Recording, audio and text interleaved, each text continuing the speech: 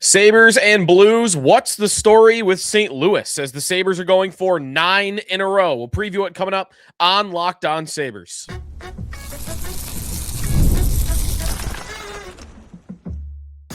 You're Locked On Sabres, your daily podcast on the Buffalo Sabres.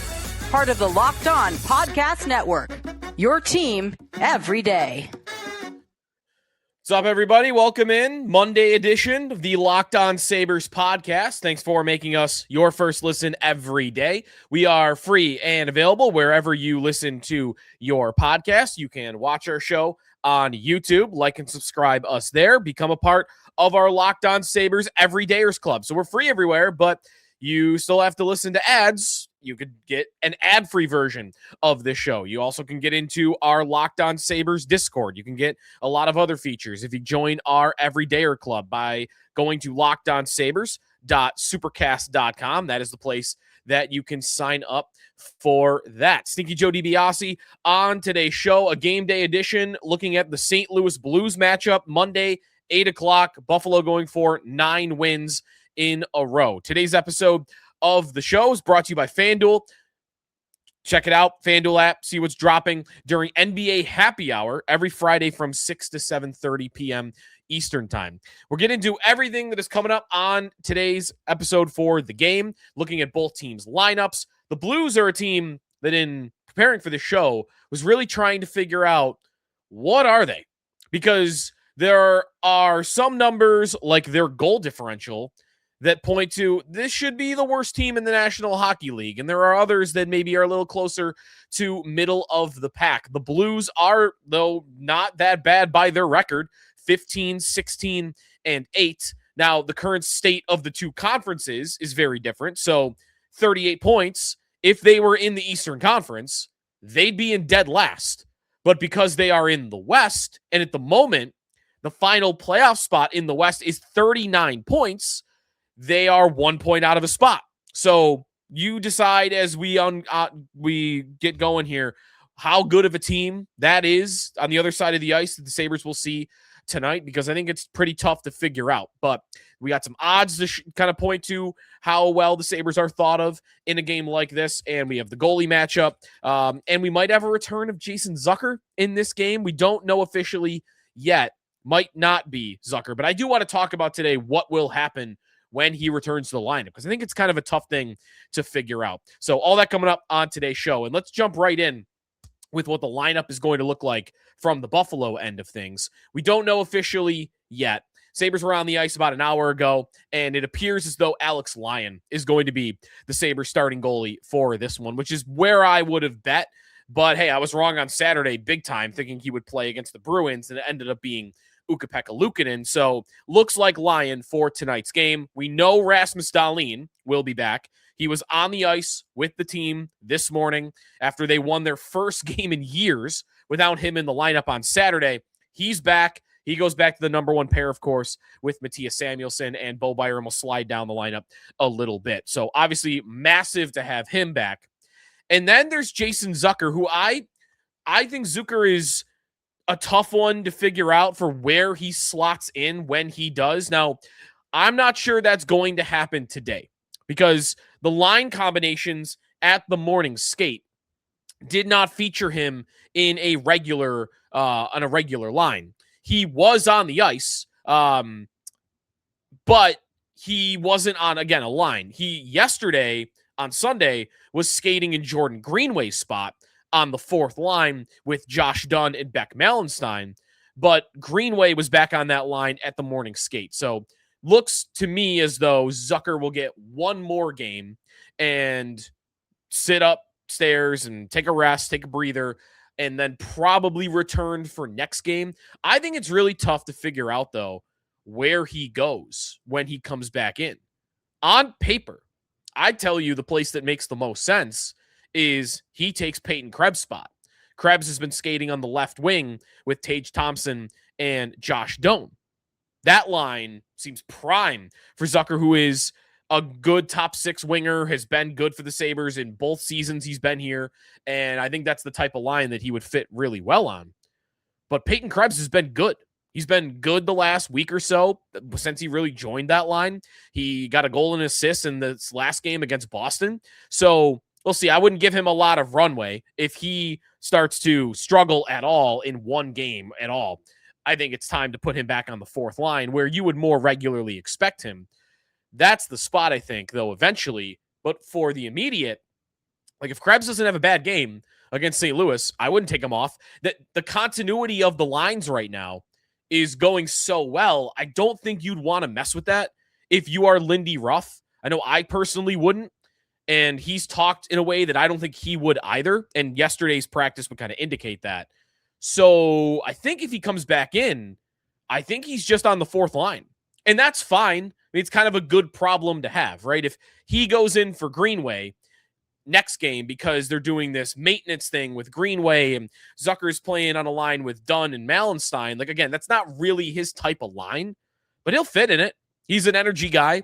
He'll, dig into the corners and he'll work, and he's got a pretty decent defensive game. And he could give maybe a little extra scoring punch to a fourth line playing, 10, 11, 12 minutes a night as he gets his feet back under him returning. And he's been in and out of the lineup, so that might be good for him.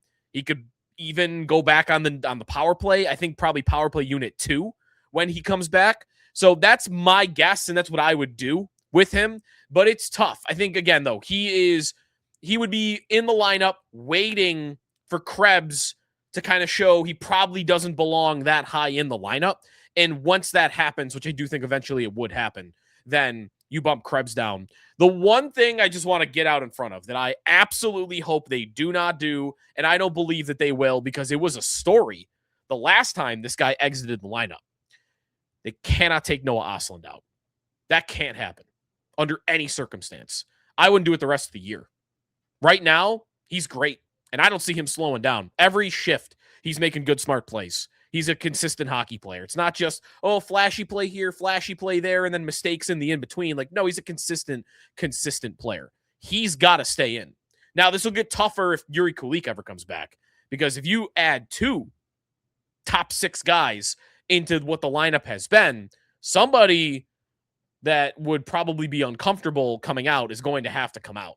But that's a story for down the road because Kulik has not, but we don't have any indication that he's close. So we'll see what they do once Zucker is ready to come back. But at the moment, looks like he's not going to for this game against the Blues. So Lyon and net, Dahlin back, forward group staying the same for now. I think it's a pretty good unit to go into the St. Louis game and go for their 9th in a row. I've loved their top 3 lines, and I have no problem with them not changing anything at all until that starts to not go well. So what about the Blues? The Blues are the worst team in the NHL by goal differential this year, and they are by a wide margin. So are they a bad team? Are they horrible? Get to that when we come back on the Locked On Sabres podcast. Today's episode of Locked On Sabres is presented by Game Time. Hey, if you're in the St. Louis area, check out Game Time. Maybe go to the game tonight because there's nothing like being near the ice during hockey season. And, of course, the team will come back home soon, and you're going to want to be in the building the way the atmosphere has been and the way that the team's been playing. I mean, it's a great place to be right now. Watching at home is great. Being in the building, though, is a completely different experience. The only thing that used to get in the way was actually getting the tickets. Long queues, endless screens, prices that change at checkout. That's why the Game Time app gives the advantage back to fans. It's the hack for unlocking amazing NHL tickets and experiences in just a couple of taps. If you pull up the Game Time app, check out those NHL games. You get views of what your seat's going to look like. You get zone deals, which is where you pick the section, and then Game Time picks the seats, save you more, give you the best deals, so you don't have to scroll through every single seat. NHL tickets as low as $25. Maybe get it on a Tuesday night, get it cheap, easy to plan a game night. And again, I like how those fees are included up front. They're not going to hide it from you and give you one price, and then you get to check out, and it's almost double because they were just hiding it on the front end. Take the guesswork out of buying NHL tickets with Game Time. Download the Game Time app, create an account, and use code LOCKEDONNHL. That's LOCKEDONNHL for $20 off your first purchase. Terms apply. Again, create an account and redeem code LOCKEDONNHL for $20 off. Download the Game Time app today. Sabres and Blues on Monday night, 8 o'clock. Not quite Sabres after dark. Sabres in the late evening. Seeing if they can win this game and go to 9 in a row. If they are to tie their 10-game win streak from a couple of years ago, which is their longest win streak in team history, they will do it on the road. That would be obviously the next game against Dallas, and then they could break the streak in Columbus. So they wouldn't be able to do it at home, but whatever. They get to 11 wins in a row. People are going to be happy and not worried about if it's at home. For this game, they got to get through this game first against the St. Louis Blues. And as I mentioned, it's weird to me. The Blues are by far the worst team in goal differential in the NHL this year. Minus 35 in 39 games. The next closest team is the Vancouver Canucks. They are at minus 22. 13 goal difference between the worst team in the league by that mark and the second worst team. Again, the Blues record, though, is not that bad. 15, 16, and 8. Now, they are getting to overtime a lot, and it's kind of artificially inflating their place in the standings on the NHL's ridiculous point system. 38 points in 39 games, even though they've only won 15 of their 39 games. They've lost 24. So is it a good team? I'm hesitant to say that at all. I think it's probably not a very good team in St. Louis. And we'll get to some of the individuals, but again, minus 35 goal differential. And I'm looking through their schedule and I'm looking through like, okay, how is it this bad? But they don't actually have the worst record. It's just that they get blown out a lot. And when they win, it's a lot of 1-goal wins. The losses, though, this year, listen to the losses St. Louis has this year by like more than 3 goals. They lost them this season. Minnesota 5-0, Chicago 8-3, Utah 7-4. I might as well skip over the 3-goal losses because there's so many of them. They lost in Washington 6-1. They lost in Vegas 4-1. They lost to Nashville 7-2. That's bad. They lost to Nashville again a couple nights later 5-2. Boston 5-2. They lost to Tampa a couple nights ago 4-1. Just so many bad losses. And again, they have a lot of 1-goal victories. In fact, out of their last 1, 2, 3, 4, 5, 6, 7, 8, 9. Excuse me for counting on the show here. 8 of their last 9 games have been 1-goal wins. So it's a lot of close games in their favor. It's a lot of blowout losses against. A lot of those blowout losses are, by the way, when Jordan Binnington has been in goal, not Joel Hofer. Sabres are getting Joel Hofer tonight in goal, and that's a big difference. Now, he's not like somebody I am super intimidated by, although he does have a decent track record against the Buffalo Sabres, I believe. But Binnington has been the worst goalie in the NHL this year by expected goals for percentage. Not expected goals, by goals saved above expected, excuse me. I mentioned a couple weeks ago when the Sabres played the Senators last week that Linus Ullmark, who, by the way, is taking an absence from the team, so he might be having something going on personally that explains his first bad season of his career. I mentioned that Ullmark was the second worst goalie in the NHL in goals saved above expected. He's at minus 9.1. He's allowed 9 goals more than he should have by that number. Jordan Binnington is dead last. He's at 13. Big gap. That's a big reason why they've had the year they've had so far. Hofer, middle of the pack. He ranks 41st out of 81 goalies in that mark. 900 save percentage. Like, he's been a perfectly average goalie this year. But again, the alternative was you might have got to play a guy who's been terrible. Sabres will not get to play the guy who has been terrible. By the way, Hofer, it's only the one game. Yeah, he played one game against the Buffalo Sabres this year, at least. And he did win that game and shut him out. His career against Buffalo, he's only played 2 games, and he's allowed 1 goal in those 2 games. So successful so far, but not much of a track record yet. I wouldn't call him a Sabre killer. If he beats the Sabres and dominates tonight, then maybe that's all you need. Is 3 enough to call a guy? Ben Bishop used to be a Sabre killer, right? Or Brian Elliott. Brian Elliott used to be a big Sabre killer, and that was like many, many games over time. So that's who you get in goal. The lineup for the Blues, like, I guess a part of it is they are one of these teams that has a bunch of good players, but they don't really have any stars. But I look at their lineup and I look at some of the numbers on the season. I guess this is part of it. Like, they don't have anybody that is standing out above the pack. In fact, How many teams can say their leading goal scorer on the year is a defenseman? Justin Faulk has 10 goals in 39 games. Jake Neighbors is tied with him. He has 10 goals in 27 games. He's been a very good forward for them this year, shooting at a crazy high clip, 27%. Robert Thomas, pretty good. Jordan Kyrou's pretty good. Dylan Holloway's having a decent year. Like, they got a bunch of pretty good guys, no stars. And I think that is a big problem for them. The numbers at the end of the day, though, again, like, they're not the worst. Looking at shot attempts, they're 25th in the NHL by percentage compared to what their opponent has. On the season at 5-on-5, they've been outshot 857 to 799. All right, it's 23rd.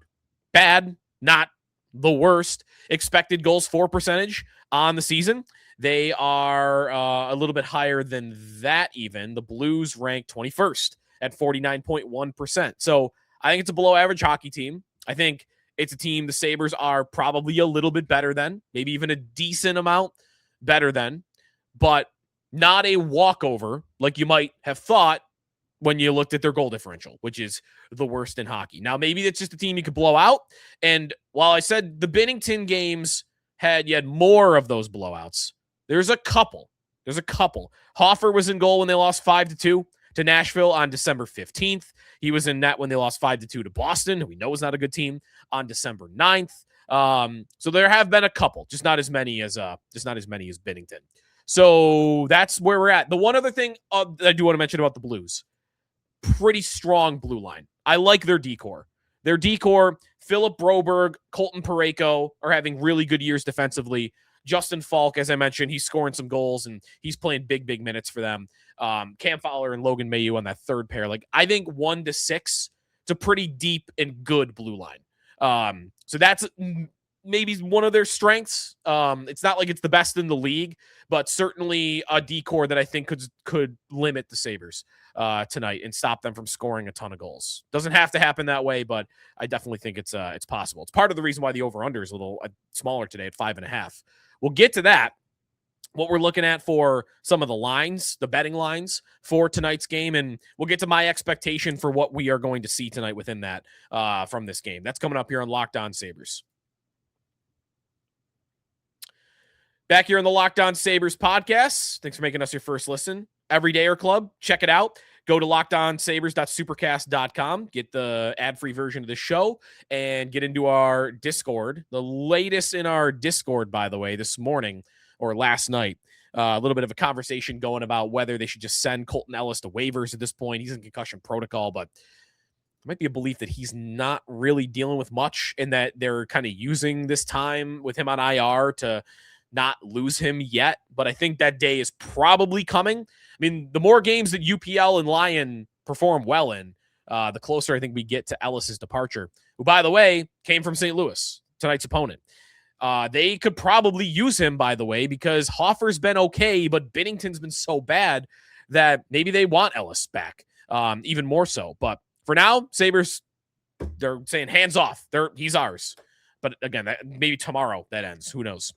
All right, tonight's game, like figuring out what the expectation is for tonight, because it's like a below average team, but you're on the road. You're a good team. You're not the best team. What do the lines look like for a game like that? Sabres are favored very, very slightly, but both teams are in minus money. So they're favored, but like kind of.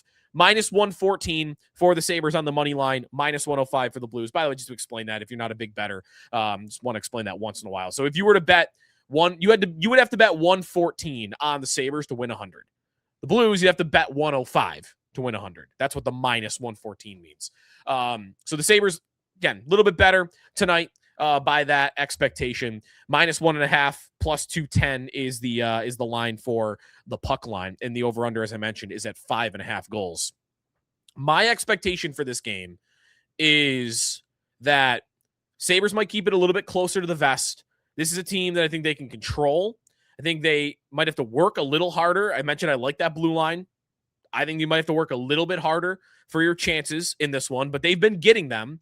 And I think the Sabres are showing that they're giving you at least one great period in every game. And I think that should be enough. You just even up the other two, and you get one period where you run them over. And I think Sabres win this hockey game. I wouldn't say they blow them out, although the Blues, again, have shown the ability to be blown out all season.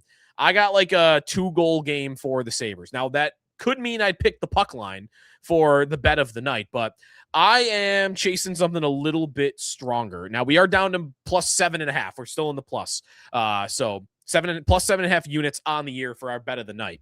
I'm going to go for an anytime goal bet tonight. I've really liked the play of Jack Quinn in the last couple of games. Still a player that frustrates me because I think that there are some moments where he shows to be trying too much or just doesn't make the right play. I think sometimes the processing speed for Quinn can be a little bit slower than other players. But I've seen it in recent games, him getting close. Like, he's getting these dangerous chances. I think all year he's looked faster to me, and his shot looks good right now. He's getting into those scoring opportunities. I think part of it is it's a little bit easier for him to play a simpler game and be more of a goal scorer than a creator on a line, even though I know he's putting up assists, when he's playing with Ryan McLeod and Zach Benson. I think when he's playing with those two, McLeod to a lesser extent, but Benson for sure, playmakers, passers, McLeod's got the speed that's going to help drive defensemen low, and maybe Quinn takes up that space behind him, almost like a fullback. I think Quinn is getting good opportunities in part because I think he's on the right type of line for himself to get opportunities. So that plus a little bit further down the odds, plus 420, which, by the way, is lower than Benson even, lower than Doan, lower than Tage, Tuck, and Norris, obviously, lower than a bunch of Blues as well, plus 420, just a little bit higher than Peyton Krebs for this game. And I think he's got a much more dangerous shot than Peyton Krebs does. So I like Jack Quinn at plus 420. If we were to win, that would get us up to plus 11.9, which would be the highest we've been all year. So take a little bit of a swing tonight, and I got Jack Quinn to score a goal in this one against the St. Louis Blues. Sabres going for 9 in a row. Very quickly, look around the league. We'll start doing that more and more. I saved some time at the end here because now the team is kind of in the race, like for real. Got to do some scoreboard watching, and I'm very excited to kind of bring that in regularly if they can stay in the race here. So on Sunday night, decent night around the standings. So I mentioned on Saturday that I wanted Tampa to beat Montreal. I think that was the best. Tampa beats Montreal, but it wasn't a shootout. So not great there. You didn't want a 3-point night. If one of the two was going to get only 1 point, though, I think Montreal was the team. So, all right, that's not a great result, but at least Montreal was the team that lost. Islanders lost in regulation to Columbus. Matt Barzal in that game took a major penalty. Matthew Schaefer, their number 1 overall pick, got kneed at his own blue line, and Barzal went over to, I think it was Marchand, and took a full swing on his foot, and then took a 5-minute penalty on that one. And I believe after that happened, it might have been a little bit after, but eventually the Blue Jackets scored 3 in a row in the third period, and they got the win. So the Blue Jackets are behind you, so I'm not too worried about them yet. Islanders are ahead of you, and I think that's a vulnerable team. So them losing in regulation, I do think is a very good result. Detroit beats Toronto. Don't love that. Pittsburgh beats Chicago. Don't love that. And then the other good result, Philly.